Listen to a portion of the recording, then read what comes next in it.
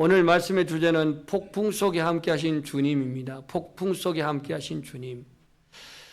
인생은 누구에게나 다 예상치 않은 폭풍이 불어옵니다. 우리가 원한다고 인생이 늘 편안한 것도 아니고 우리가 소원한다고 늘 우리의 인생이 잔잔한 호수와 같지는 않습니다.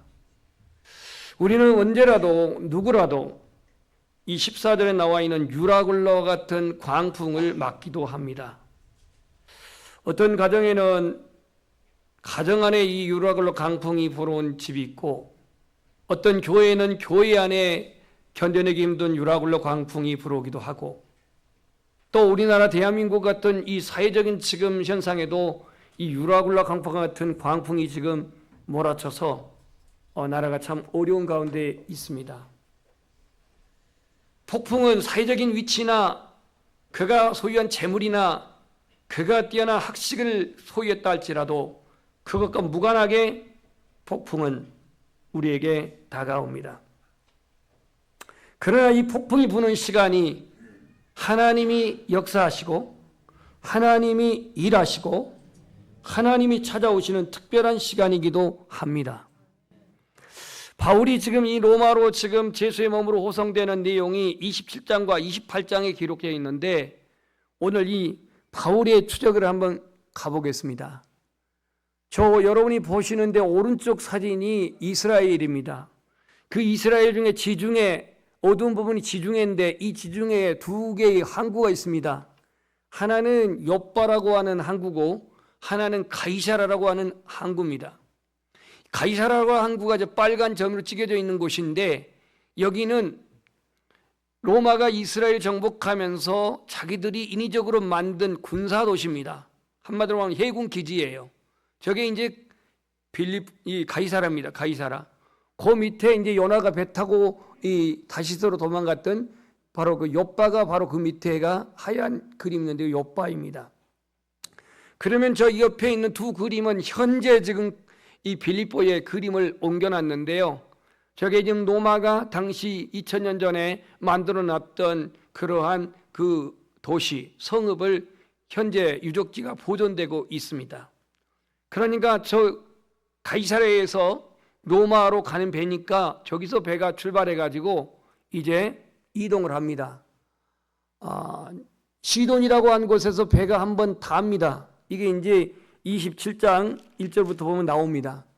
이 배 이름은 아드라무네도라고 하는 발음이 좀 힘든데요. 아드라무네도라고 하는 이 배입니다.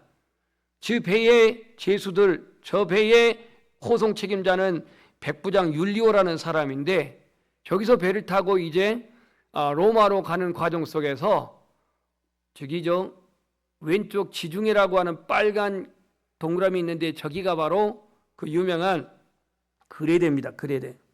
이 그레데라고 하는 저 섬에서 지금 폭풍을 만나는 겁니다. 왜 저기서 광풍을 만났냐?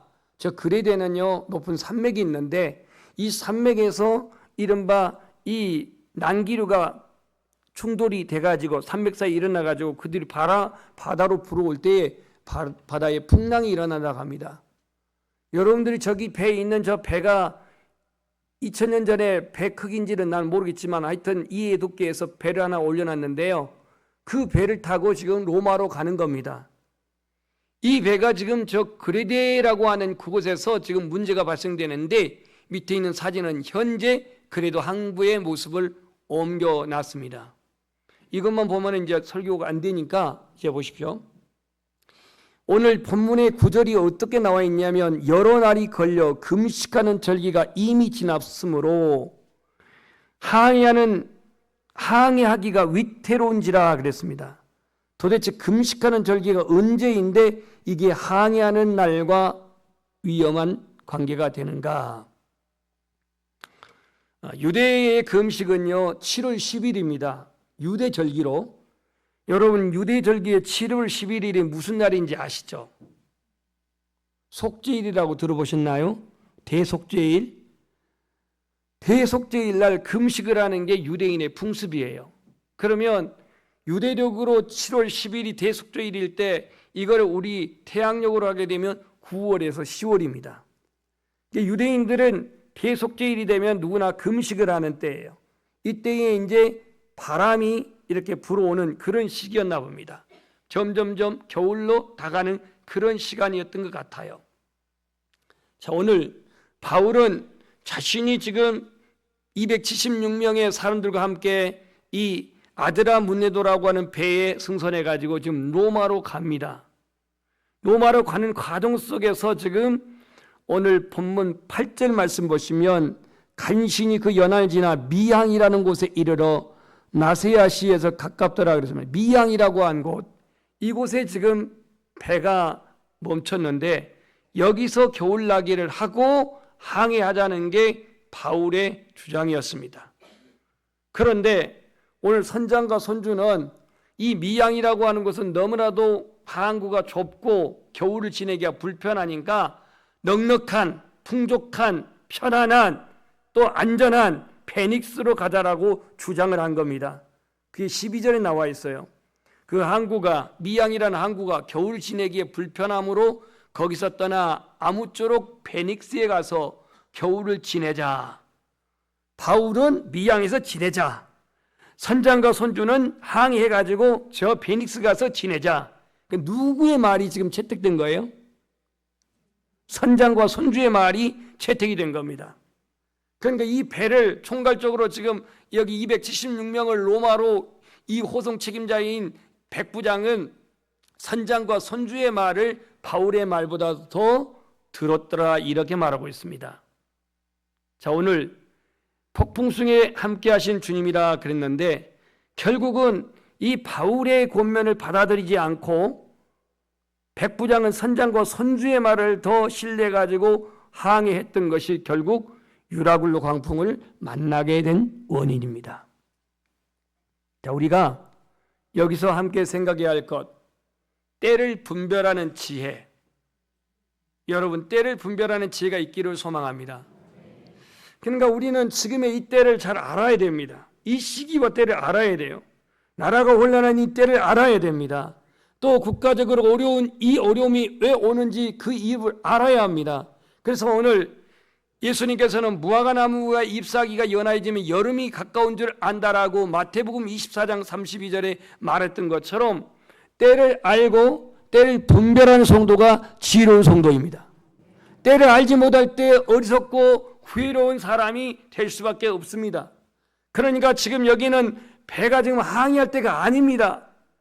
바람이 지금 거세게 불고 그리고 이러한 해오리바람이 불어오는 그런 상황 속에서 이 때를 모르고 배를 무리하게 출항하는 것은 지혜롭지가 않아요. 하지만 오늘 선주와 선장은 왜 그럼에도 불구하고 배를 띄워야 했을까요? 배를 움직여야 했을까요?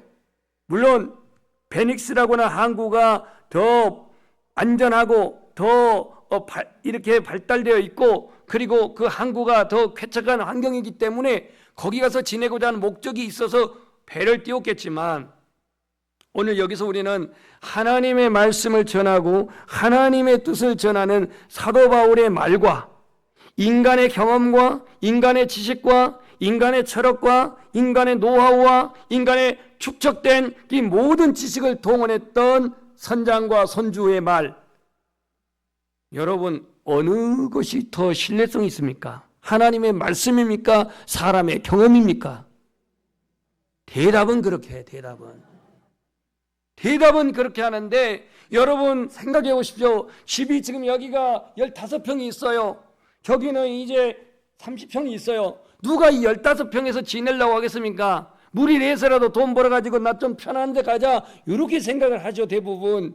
그러니까 지금 더 쾌적한 환경, 더 여유 있는 환경, 더 항구 도시, 상대적으로 베닉스는 여러 가지 윤가도 있고 술집도 있고 이러한 그 발달된 곳이고 소위 말한 이 미항은 촌동네의 작은 섬이란 말이에요. 작은 항구란 말이에요. 그러니까 여기서는 불편하니 편한 대로 가자 하고 그렇게 주장하니까 그러자 하고 지금 간 거 아닙니까? 지금 말이. 바울은 이 지금 배 띄우는 건 하나님의 뜻이 아니야. 분명히 어려움과 위기가 올 거야. 그러니까 가지 말자고 그러는데 대다수가 결국은 선장과 선주의 말을 들었어요. 뭐라고 그랬을까요? 아이, 이 정도 바람은 바람도 아니요. 아니 우리가 뭐 한두 번 해봐 장사? 아니 나 여기 바다에서 잔뼈가 굵은데 요 정도야 그냥 가면 가는 거지 뭐 못 갈 건 뭐 있어? 저기 가서 좀 편하게 좀 겨울 좀 지내자는데 이렇게 주장하고 갔을 거란 말입니다. 그런데 이들은 자기들의 경험과 지식과 경력을 의지했지 바울의 말을 듣지 않았습니다. 하나님의 뜻을 관심 있게 듣지 않았다는 얘기예요. 때를 분별할 수 있는 저와 여러분 되시기를 축복합니다. 로마서 13장 10절에 바울이 이렇게 말합니다. 또한 너희가 이 시기를 알고니와 자다가 깰 때가 벌써 되었으니 이는 이제 우리의 구원이 처음 믿을 때보다 가까웠습니다. 오늘 저와 여러분이 이 말세의 때에 깨어있는, 말세의 때에 준비되어 있는, 말세의 때에 하나님 나라에 들어가기 합당한 그런 믿음의 소유자가 되기를 소망합니다. 바울도 그는 배 3번이나 파손된 경험이 있었음을 고린도후서 11장 15절에 그러한 경험을 가진 자예요. 바울이 배가 파산해서 깊은 바다에서 3번이나 고전했던 것을 고린도후서 11장 15절에 고백하고 있는데 바울은 지금 경험이나 지식에 의해서 결론 낸 거 아닙니다. 매사에 하나님의 뜻을 묻고 기도하고 하나님의 지시를 따랐던 사람이 바울이고 하나님께 받은 영감의 결론으로 말미암아 항해를 하지 말자라고 만류했지만 이들은 그거 무시하고 선장과 선주의 말을 듣고 그냥 항해를 합니다. 우리 한번 고백합시다. 세월을 아끼라 때가 악하니라. 그러므로 어리석은 자가 되지 말고 주의 뜻이 무엇인지 이해하라. 아멘. 때를 분별하는 지혜로운 성도가 되시기를 축복합니다. 자, 그렇다면 오늘 바울의 말을 무시하고 선장과 선주의 말을 더 믿어서 이제 배를 띄웁니다. 배를 띄웠는데요. 오늘 13절에 보니까 남풍이 순하게 불매 그들이 뜻을 이룬 줄 알고 그랬습니다. 남풍이 순하게 불매 그들이 뜻을 이룬 줄 알고. 이 남풍은요 아래쪽에서 위로 부는 거예요. 북풍은요 위에서 밑으로 불러오는 거예요.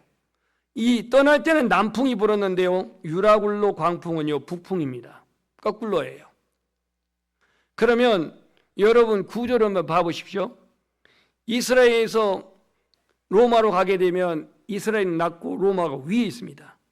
그럼 배가 이렇게 올라가야 되면 남쪽에서 바람이 불어줘야 배가 가기 힘들겠어요? 북풍에서 바람이 불어줘야 배가 가기 힘들겠어요? 남쪽에서 바람이 불어줘야 배가 가기 쉽겠고 북쪽에서 불면 역풍이기 때문에 힘들단 말이에요. 떠날 때는 남풍이 순하게 불었어요. 그러니까 선장이 뭐라고 했어요? 거봐, 이건 분명히 신이 우리를 돕는 거야. 이건 분명히 우리를 돕고 있는 징조야. 얼마나 바람이 잔잔해. 그러면서 떠나기를 잘했으면서 뭐 이것도 하고 뭐 엉덩이도 치고 그랬겠죠. 그런데요 이거는 분별력이 없는 경험에 의지한 거였습니다. 우리 한번 따라서 하겠습니다. 그릇된 믿음은 멸망으로 가는 길이다. 사람의 말 물론 경청해야 합니다. 사람의 말 물론 신중하게 들어줘야 합니다. 하지만 내 영이 살고 죽는 문제는 사람의 말에 내가 맡길 수 없어요. 사람의 어떤 조언에 내 영혼을 맡길 수가 없어요. 오늘 이 선장의 말, 선주의 말, 아마 무리하게 배를 띄워서라도 그 배를 빨리 가는 것이 돈을 버는 일이 될 수도 있겠고 시간 단축에 의해서 더 부를 창출하는 그러한 계획은 될 수가 있을지 몰라도 이 그릇된 신념, 이 정도 바라면 아무것도 아니야, 거봐 잔잔하잖아, 이러면서 그렇게 주장했던 이들, 사람에게 경험이나 사람에게 지식이나 이것이 많다는 것은 소중한 자산이지만 그러나 그 가진 경험이나 그 가진 노하우나 그 가진 지식이 완전하지는 않습니다. 완전하지는 않아요. 페닉스라고 하는 섬, 항구 12절에 나와 있는데요. 아까 여러분 그림에서 봤죠? 다시 한번 띄워줘 보세요. 그냥 여러분 지나가서 잘 모를 것 같은데 저 지금 오른쪽 그림을 보면은요 가운데쯤에가 저 그레데 섬이 있는데 그레데 섬에 보면은 미양이 동쪽에 있고 베닉스가 저 서쪽에 있어요. 서쪽에. 지금 뭐라고 나와 있냐면 12절에 볼 때에 베닉스에 가서 겨울을 지내자. 겨울을 지내자는 자가 많은데 베닉스는 그레데 항구라. 한쪽은 서남을, 한쪽은 서북을 향했다 그랬으니까 저 모서리 부분이 바로 베닉스입니다. 베닉스. 저기까지 이제 가는 거예요. 미양은 동쪽에 있고, 이제 그림 지어주세요. 그러니까 베닉스는요, 종려나무, 대추야자 그런 뜻입니다. 다시 말해서 번화가입니다. 시가 화려하고 유흥가도 있고 그러한 항구 도시치고는 화려한 미양하고는 비교 안 되는 그런 곳이에요. 그러니까 오늘 이 선장과 손주는 야, 겨울나기 좋은 베닉스로 가자. 그래서 이제 배를 띄웠던 것입니다. 그 자기들의 신뢰를 믿고 배를 떠나서 바람이 잔잔하니까 야, 이건 뜻을 이룬 것이다 라고 했는데 14절 보니까 얼마 안 돼요. 섬 가운데로부터 유라굴로라는 광풍이 일어났다 그랬습니다. 여러분, 그릇된 믿음은요, 그릇된 믿음은 우리의 인생을 수렁으로 빠지게 해요. 단순히 삶의 수렁은 괜찮지만 그릇된 믿음은 내 영혼이 구원을 받느냐 받지 못하느냐, 이 엄청난 그런 수렁에 빠질 수 있게 한단 말이죠. 에덴 동산에서 이 선악을 먹어도 괜찮다고 하는 이 사단의 꼬드김에 하와가 동의하는 이 그릇된 믿음 속에서 에덴 동산을 상실하는, 평화와 행복을 상실하는 그러한 결과를 가져왔습니다. 십계명을 받으러 이 모세가 시내산에 올라갔는데 때가 돼도 안 날아옵니다. 때가 돼도 안 내려오니까 백성들이 조급증이 생겨가지고 아론을 불러가지고 우리를 이스라엘에서 인도하는 하나님이 어떤 하나님인가 해가지고 그들은 에집트에서 가져온 금부치를 다 수거해가지고 뭘 만들어요? 금송아지를 만듭니다. 그릇된 믿음입니다. 이 일로 인해서 애써 40일 동안 금식하고 받아왔던 돌판을 깨뜨리고 레위 자손을 손으로 의해서 이스라엘 백성 3,000명을 죽이는 이 사건이 일어납니다. 이렇게 출애굽기 32장 28절에 나와요. 그릇된 믿음은 하나님을 버러지 우상과 같은 황금 송아지로 만들었어요. 북왕국의 여로보암, 단과 베델의 금송아지, 그 송아지 우상을 그렇게 만들었는데 이 그릇된 믿음이 아수르에서 BC 722년에 완전히 망해버리고 맙니다. 우리 한번 고백합시다. 그릇된 믿음은 멸망으로 나아가는 수렁길이다.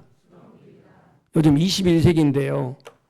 우리나라도 참 안타까운 건 무슨 주술이다, 미신이다, 천공이다, 법사다, 별 종자들이 다 나오는데요. 문제는 40%의 기독교인들이 점을 본다는 거예요. 이게 도대체 어떻게 된 일입니까? 이 점에는 목회하고 있는 저 자신의 책임도 큽니다. 여러분 중에는 없겠죠? 있는 것 같네. 굉장히 자신이 없어 지금. 아니, 기독교인들이 40% 10명에 4명이 점을 친다는 거예요. 이게 어찌 된 겁니까? 이 그릇된 믿음, 잘못된 신념. 선장과 손주의 말을 듣던 이 백부장, 결국 이 말을 많은 사람들이 더 지지했다라고 오늘 그렇게 본문에 기록되고 있어요. 사실 어떻게 보면은 그 선장과 손주가 겪은 그 경험도 높이 샀겠죠. 굵직한 경험, 바다에서 잔뼈가 굵었던 그 선장과 손주의 경험이 얼마나 신뢰성이 있겠습니까? 날씨의 변화, 물의 흐름, 수심의 변화, 암초 등 바다의 구조를 누구보다도 더 잘 알았던 선장과 손주. 그러나 바울은 그가 바다의 사람입니까? 육지의 사람이죠. 그는 율법학자이죠. 그러니까 바울은 뱃사람이 아니에요. 이 상식적인 수준을 놓고 봤을 때 선장은 전문적이고 항해 전문직이고 바울은 전혀 비전문직이에요. 하지만 전문직이라고 하는 그 선장의 말이, 그 선장의 경험이, 그 선장의 지식이 완전하지만은 않는다라는 거. 여기에 우리는 분별력이 있어야 합니다. 여러분, 그러한 지금 배 안에 있는 276명 중에 한 명이 나라고 한다면 여러분 누구의 말을 신뢰하겠습니까? 바울의 말이겠습니까? 아니면 노련한 선장과 손주의 말을 더 신뢰하겠습니까? 이 배 안에는 276명이 타고 있고 많은 곡물과 짐이 실려져 있습니다. 선장의 결단에 의해서 수많은 경험과 경력을 그렇게 의지해서 배를 떠났단 말이에요. 손주는 빨리 운항하여야 금전적 수익을 얻을 것이라고 하는 또 그런 기대심리 속에서 재촉해서 배를 띄웠다는 말이죠. 분별력 없는 경험, 분별력 없는 지식, 이게 위험한 상황을 초래했어요. 여러분 1912년 4월 14일 날 무슨 일이 일어났죠? 이 정도는 다 알고 있어요. 그 정도는 알아야 어디 가서 연양교회 다닌다, 이 정도 말할 수 있어요. 그런데 우리나라 배도 좀 안타깝게 인도 팽목항 그쪽에서 그때 4월 달에 사고가 났죠. 영국 선적의 타이타닉이 사우스햄프턴이라고 하는 그 런던에서 떠나가지고 뉴욕항으로 갑니다. 배를 건조해갖고 첫 항해예요. 이 배는 크기가 자그마치 지금은 100년 전의 얘기인데 270m의 길이가.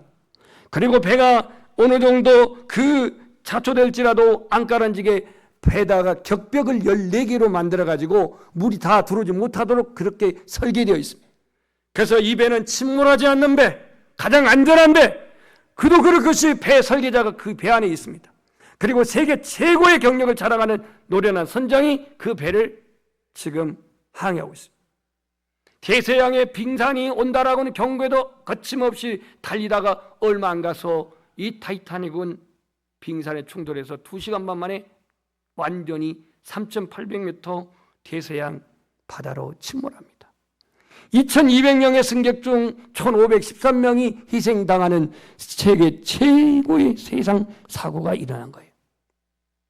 분별력 없는 경험, 경험을 내가 무시한다는 게 아니라 분별력이 없는 경험, 분별력이 없는 지식, 이 얼마나 끔찍한 재난을 초래했는가를 보여주는데, 오늘 이 선장과 선주가 그렇게 배를 떠났던 것도 그들은 분별력이 없었습니다. 여러분, 하나님의 생각과 사람의 생각이 같다고 했어요? 다르다고 했어요? 그게 이사야 55장 7절 8절에 나와 있습니다. 다르다 그랬습니다. 우리 한번 고백합시다. 너는 마음을 다하여 여호와를 의뢰하고 내 명철을 의지하지 말라. 너는 범사에 그를 인정하라. 그리하면 내 길을 지도하시리라. 아멘. 이처럼 그릇된 믿음은 공동체를 수렁으로 빠뜨렸습니다. 두 번째는 사람의 말보다 하나님의 말을 더욱더 의지하는데, 사람의 말을 신뢰했던 여기 속에 이 고난을 자처하게 됐던 것을 알 수 있습니다. 백부장 입장에선 바울의 권면보다는, 바울의 영감보다는 경험 많은 뱃사람의 그 의도를 더 지지했을 것입니다. 성도는 사람의 합리적인 말보다도 하나님의 말씀을 더 신뢰할 수 있는 믿음의 사람이 되기를 소망합니다. 다른 사람의 말에 내가 경청도 해야겠지만 그 합리적인 말보다도 하나님의 말씀을 신뢰해야 내 영혼이 살고 가정이 살고 교회가 사는 겁니다. 우리는 때때로 사람의 말 잘하는 사람의 말, 대중을 움직이는 사람의 말, 이 사람의 말에 공감할 때도 있지만 그 말 속에 때로는 여러 가지 감춰져 있는 비밀도 많죠. 하나님 말씀 우리는 신뢰하시기를 축복합니다. 베드로와 요한이 사내린 공의 앞에서 사도행전 4장 19절에 너희들 하나님 말씀 전하지 마, 너희들은 더 이상 예수 그리스도를 전하지 마, 그렇게 겁박하고 그렇게 그들은 무력 행사에 있을 때 오늘 베드로와 요한이 뭐라고 말하냐면 하나님 앞에서 너희 말을 듣는 것이 하나님 말씀 듣는 것보다 옳은가 판단하라 그랬어요. 판단하라. 오늘 이 본문의 사건에서 그들은 떠날 때는 남풍이 불어서 순하게 불어서 뜻을 이룬 줄 알았지만, 그러나 얼마 안 가서 유라굴로 광풍을 만났습니다. 우리 한번 따라서 하겠습니다. 순탄함이 반드시 축복만은 아니다. 그러니까 나에게 고난이 없고 나에게 어떠한 사업의 어려움이 없고 나에게 자녀들이 어떤 문제 없고 그럼 물론 좋겠죠. 근데 순탄한 것만이 꼭 축복은 아니요. 순탄하면서 무너진 사람이 성경은 너무 많아. 우리는 역경보다도 평안함을 추구하는 일반적인 그러한 심리가 있어요.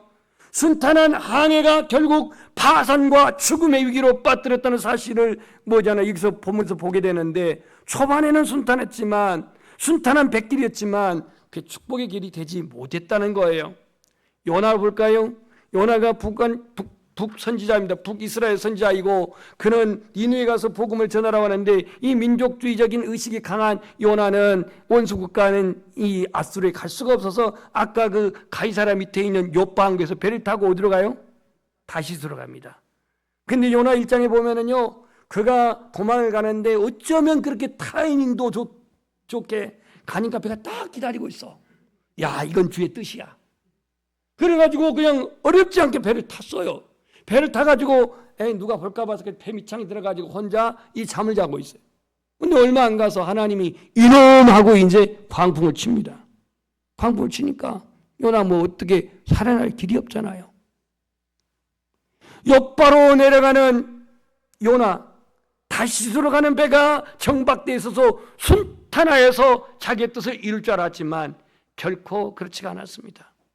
다윗을 보세요. 다윗이 역경이 있을 때, 고난이 있을 때, 시련이 있을 때는 그가 깨어 있었고 그가 거룩함을 보존했고 경건함을 보존했지만 그가 왕권이 강화되고 견고해지고 순탄할 때 밧세바 사건으로 완전히 나락으로 떨어지는 것을 보게 됩니다. 여러분, 순탄한 것만 있고 우리에게 축복은 아닙니다. 그래도 순탄했으면 이러죠. 눈이 그런 것 같아. 우리 한번 고백합시다. 좁은 문으로 들어가라.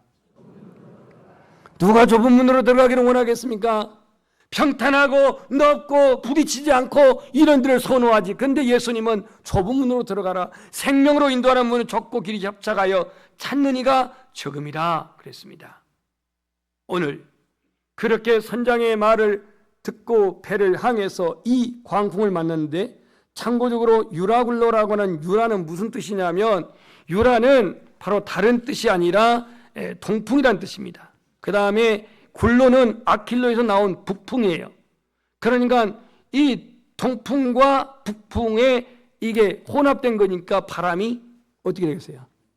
회오리가 치는 거죠. 이 남북, 이거를 맞이해가지고 14일 동안 표류를 합니다. 14일. 말씀을 정리하겠습니다. 오늘 말씀의 주제가 뭐였죠? 주보를 얼른 벌써 주세요. 주보를. 폭풍 속에 함께 하신 주님.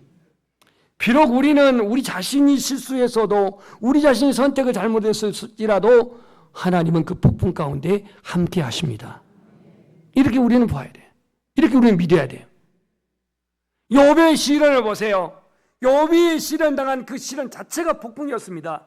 그러나 이것은 선택의 잘못이 아니라 믿음의 연단을 위한 폭풍을 만났던 욥은 10명의 자녀들이 모두 죽고 재산들이 모두 없어지고 자기 몸은 악창이 나가지고 그 고통당했던 그러한 시련을 받았던 욥의 시련은 곧 그의 폭풍이었습니다. 그에게 인생의 폭풍이었습니다. 그러나 그것은 믿음의 연단을 위한 거였습니다. 요나, 하나님의 명령에 불순종해서 그는 그 지중해 연안에서 폭풍을 경험하고 결국 바다에 빠지게 되는데, 이건 불순종에 대한 하나님의 징계로 말미암는 폭풍이었습니다. 여러분, 예수님의 제자들이 저 배를 타고 동쪽으로 거라사 지방으로 가는데, 이 거라사 지방으로 가는데 도중에 예수님은 산에서 기도하고 있고 여기서 뭘 만나요? 폭풍을 만나죠. 이 폭풍을 만나요. 예수님 바다로 걸어오셔요. 그리고 폭풍을 잔잔케 해요. 결국은 이 폭풍은 하나님의 뜻을 이루는 폭풍입니다. 하나님의 뜻을 이루는 폭풍. 아니, 왜 그게 하나님의 뜻이냐고, 예수님의 메시아라고 한 것을 거기서 증명하지 않습니까? 바람 잔잔해, 바로 잔잔해 명령하니까 잔잔해졌잖아요. 그가 메시아라는 것을 드러냈던 이 사건, 하나님의 뜻이 이루어지는 폭풍도 있었다는 얘기예요. 그렇다면 오늘 우리 인생에 어떤 폭풍이 있느냐 이거예요. 하나님의 전지전능하심을 드러내기 위한, 그래서 하나님만을 예비하고 하나님을 더 신뢰하게 하고 하나님을 더 의지하게 하고 하나님의 진실을 예배하게 하는 그러한 폭풍이 우리에게 있다라는 겁니다. 그 고난을 통해서 하나님의 뜻에 합당한 삶을 살아가게 하신 줄 믿습니다. 우리가 폭풍을 만났을 때에 그 개인적이든 가정적이든 교회적이든 국가적이든 이 폭풍 속에서 소망을 잃지 않기를 소망합니다. 소망을 잃지 않아요. 인간의 소망은 하나님께 대한 신뢰, 믿음에서 나옵니다. 순풍과 같은 평안함만 의지하지 말고 이런 폭풍이라고 하는 고난 속에서도 하나님과 함께하는 축복을, 하나님이 함께 하신다는 축복을 경험하시고 체험하시기를 주의 이름으로 축복합니다. 폭풍이 없는 삶, 우리 인간의 소망이고 바람이겠지만 진정한 축복은 폭풍 속에서 하나님을 만나는 것이고 하나님과 동행하는 것입니다. 우리 인생에서 어려움이 닥쳤을 때 더욱더 하나님을 신뢰하고 하나님의 뜻을 발견하는 태도를 가지시기를 소망합니다. 폭풍 속에서도 우리와 함께 하시고 우리를 인도하시는 그 깊은 믿음의 자리에 나아가는 우리 연양의 모든 가족들의 얘기를 축복합니다. 찬송하겠습니다. 구주여 광풍이 불어